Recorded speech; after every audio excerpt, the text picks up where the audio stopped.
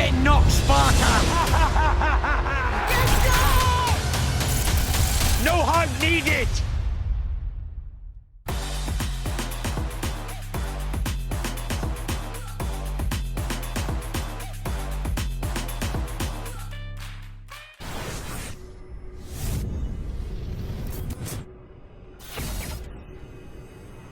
Years ago.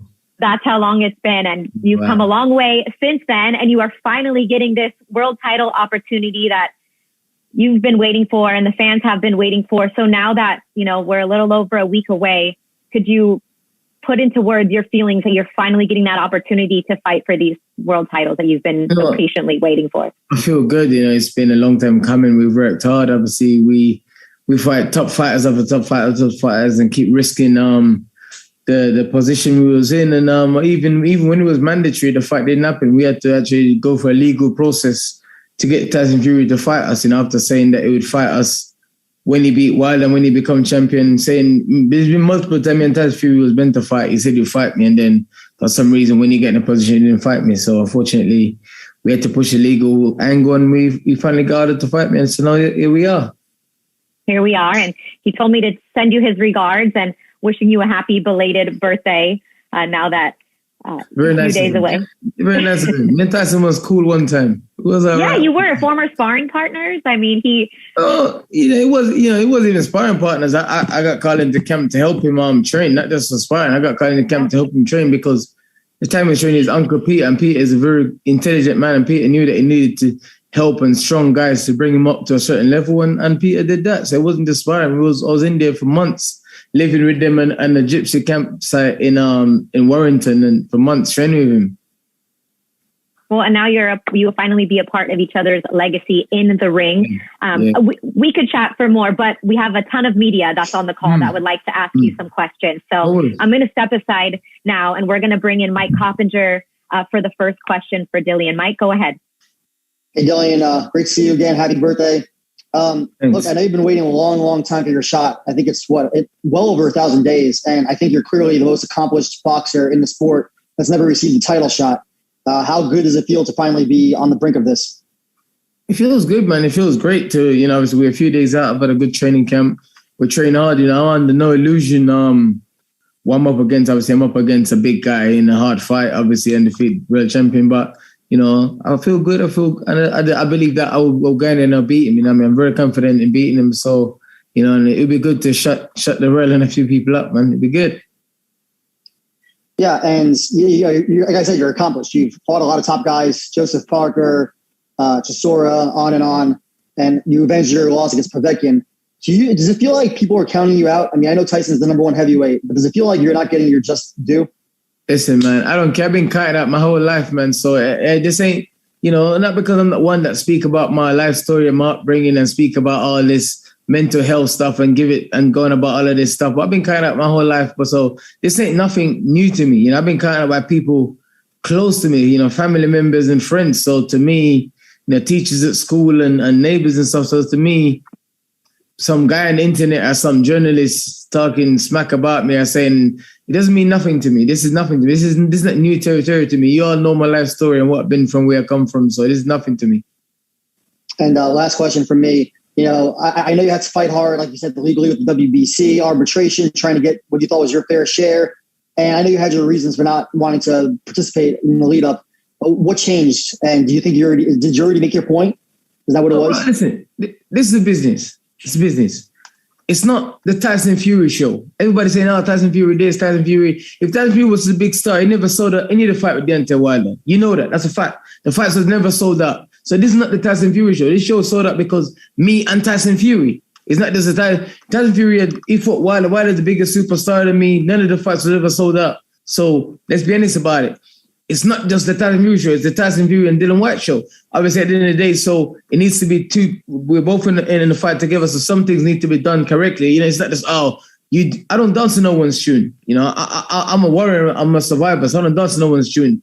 We can dance together, but it can't be one-way traffic. So there's things that need sorting out, things that need arranging and getting done. So that's it. Obviously, I'm a disciplined guy. I've learned to be disciplined over the years and be disciplined. So Okay, you want me to work, you want me to do things, cool. I'm up for that. I'm a professional. I've had 6, 7 pay-per-view shows and I've worked hard on all of them. And I've always looked after my opponents and dealt with them correctly. So when these guys are trying to mug me off and trying to treat me like it's just a Tyson Fury show, they got to get certain things correct. So once the things got corrected or we're close to getting them corrected, then I'm a professional at the end of the day. So now I'm here and I'm ready and I'm training is done and I'm in good shape and ready to go.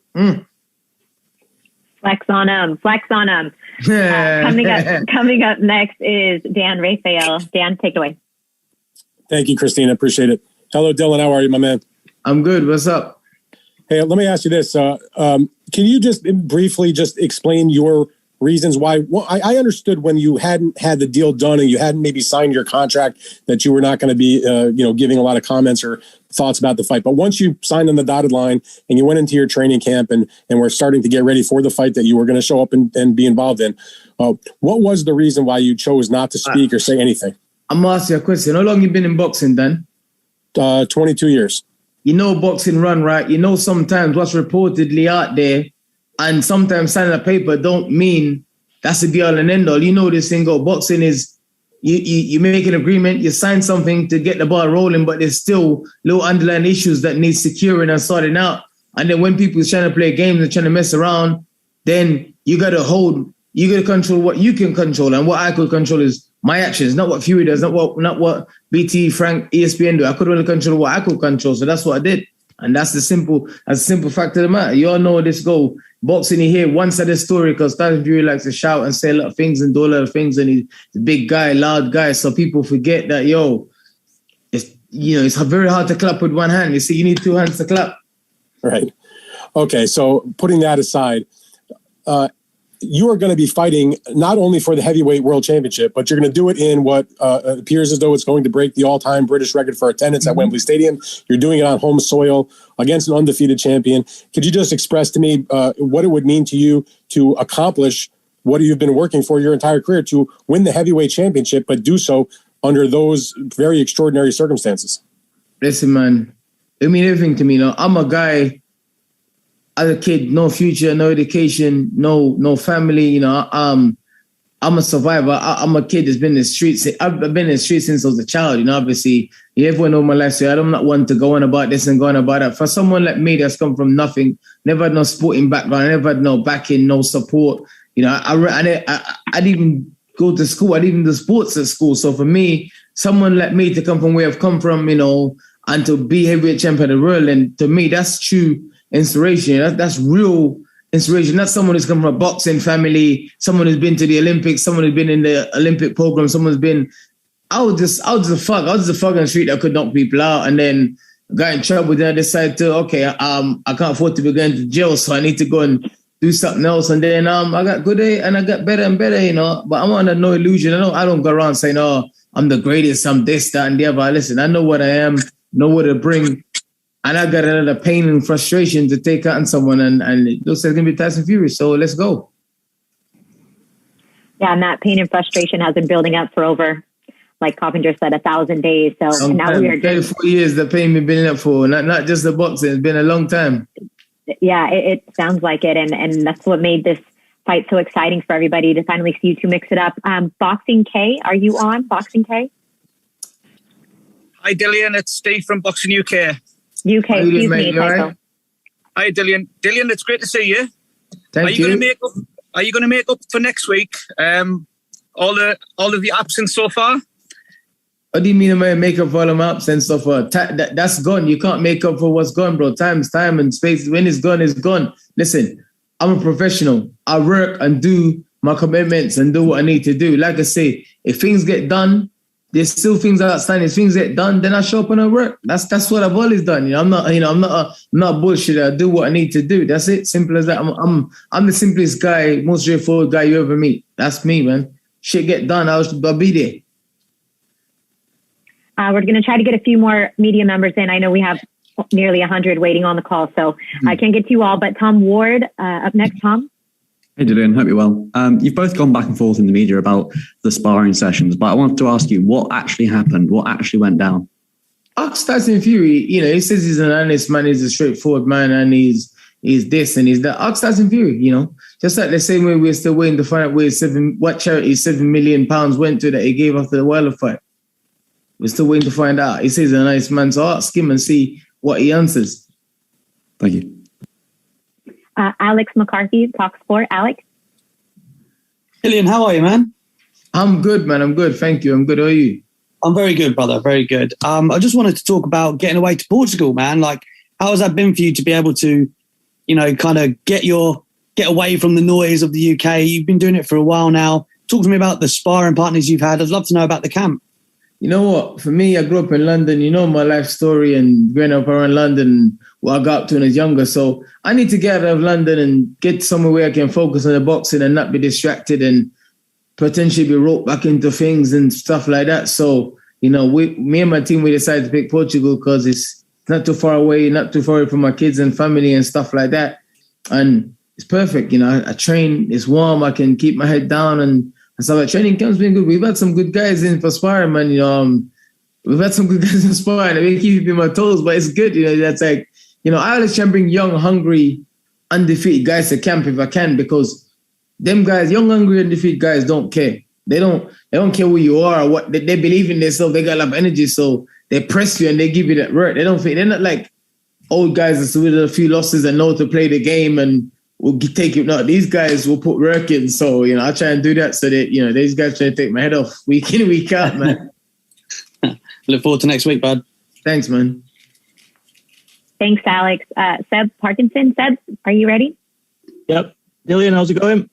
All good, man. How are you, Seb? Very well. I spoke to Eddie earlier, Eddie Hearn. He's spoke very highly of you and he's given his backing to you. How do you vision this fight? How do you vision it going? When you step in, that bell goes, what happens? You know what? We've gone through a lot of scenarios and planned a lot of things in my head and stuff, but I don't know what's going to happen. I don't know. The bell might go and I just start fucking having it in the first round. And the bell might go and you know, it may be a bit trickier. I might be more tricky than he expected. You know, it's one of the fights where I have to keep adapting and keep changing and keep adapting to my situation, my surrounding the ring. That's what I feel anyway. So we try and cover every basis. We worked on a lot of different things, a lot of different sparring partners, a lot of different styles. So let's see, man. Thanks, Seb. We're trying to get as many of you in as we can. Cameron Hogwood, Sky. Cameron? Hey, Dillian. How you doing? I'm good, man. How's things with you, mate? You all right? Good. Yeah, I'm good. Thank you. Thank you for your time. I just wanted to ask you, like someone alluded to earlier, this has been maybe a long time coming for you, something you've had to be very patient for and graft away for. Looking back over the past few years, how much do you think you've improved as a fighter? How much do you feel you have come along and developed as a fighter over the past few years? You know what? Early in my career, I got to places and by just being tough and having punch power, then I realized that I need to change things. I need to get fit. I need to get stronger. I need to use my boxing more. I need to learn more. I need to work on my balance and everything. So they're all coming together. So I've improved a lot, but I don't know much. But I've improved a lot, man. I feel it in the sparring and the training and the fights. And man, people forget I had 7 amateur fights, only 7 amateur fights. So I'm still learning. So I'm still improving. I'm still pressing. So, you know, I'm still improving, man. So I don't know, man. I just try and just do better every camp. Try and do better every camp. I'm a guy that stay in my lane and just try and just gently increase the pace as much as I can, man. And obviously, like we say, it has been a long wait for you. How do you deal with that? Was it frustrating at times, and how do you come over those obstacles? It was frustrating at times, but like I said, I'm used to being an underdog. I'm used to having, I'm used to climbing up hills and mountains and struggling. So for me, I just did what I knew to do, was to just persist and keep pushing. That's all. It's a bit sad that that's one of the things I know to do best is to do that, but it pays off. That got you where you are today and in this position. So James Bell, up next. All right there, Dylan. Coming from Port Antonio and now in London, like, how is it to kind of like come from that upbringing and, you know, being here in the heavyweight division and having one of those, decorated resumes in the sport of boxing to this particular point here going up against Tyson Fury? Man, it's unbelievable, man. You know, for me, you know, kids that come from where I come from and I was brought up, don't make it a lot of the time, man. So it's like one in every few 100,000 that make it to this country, being a professional. So for me to be here, for me, most people would think, oh, wow, you know what, just being here is enough. But, you know what I mean? But I'm thinking about winning a heavyweight championship and showing people that don't matter what the situation is, don't matter what happened to you in life, just persist, believe in yourself. Don't listen to no one else apart from people that bring positivity to your life. And just keep pushing and keep grinding, man, because that's all I've done. You know, I'm not some great, I'm not this, I'm not, you know, I just grind. All I do is grind, man. I just grind and grind and grind and grind and grind. Now, you get to this fight against Tyson Fury, and if you're able to get the win, what would it mean to you to become the lineal and WBC heavyweight champion of the world? I don't even, man, we have to see after Saturday night, man. I win, then we'll see. And I win, then for me, you know, Tyson Fury said, him and the fans and the public say he's the best fighter ever of all time. He's the new 6'9" Muhammad Ali and George Foreman and Mike Tyson combined together. So if I win that, then I don't know. I'll let you guys decide where I stand, you know. Dillian, thank you for answering everybody's questions. I'd like to just give you the floor for a moment to make some closing regards. I know that time with the media is so precious. And again, we really appreciate it, Dillian. So before we head into fight week, obviously selling an amazing amount of tickets. Those of you that can't be there can tune in on BT Sport box office in the UK, ESPN Plus pay-per-view, April 23rd.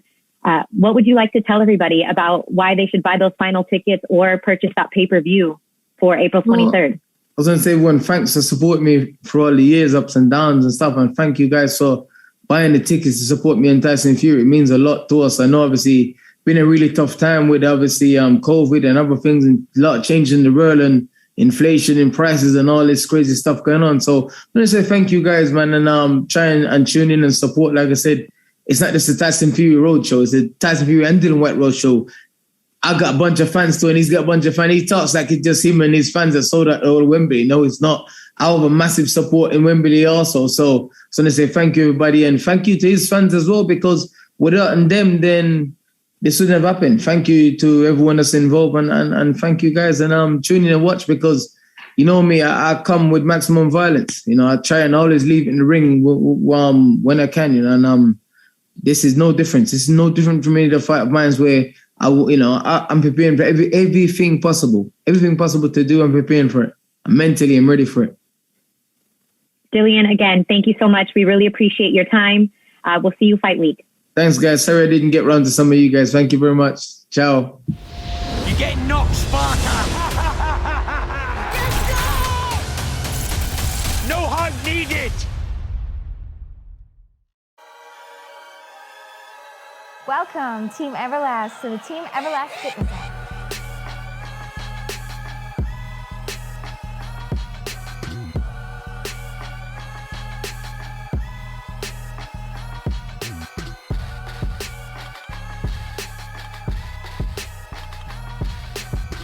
Download the Everlast Fitness app and find your greatness within.